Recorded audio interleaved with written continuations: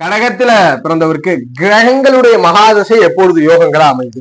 யோகங்கள் செய்யும் மகாதசை எப்போ அமையும்னா, கடக லக்னத்திற்கு முதல் விதி பாக்யாதிபதியான குரு, பூர்வ புண்ணிய ஸ்தானாதிபதியான செவ்வாய், இந்த ரெண்டு கிரகங்களும் ஸ்தான பலத்துல ஏதாவது ஒரு கிரகம் அமைந்து இந்த கிரக தொடர்பில் எந்த தசை நடந்தாலும் இந்த மகாதசை யோகங்கள் தான் செய்ய போகுது.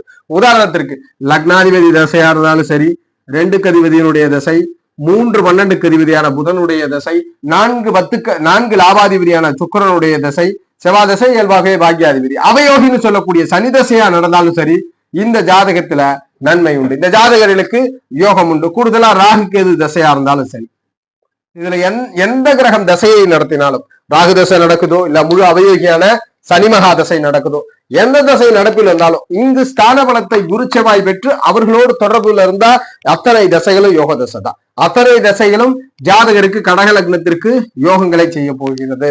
இப்ப கடகத்திற்கு எப்பொழுது மகாதசை யோகமா அமைதுன்னா, குரு மற்றும் செவ்வாயினுடைய ஸ்தான பலத்தை பெற்று தொடர்பில் இருக்கக்கூடிய தசைகள்.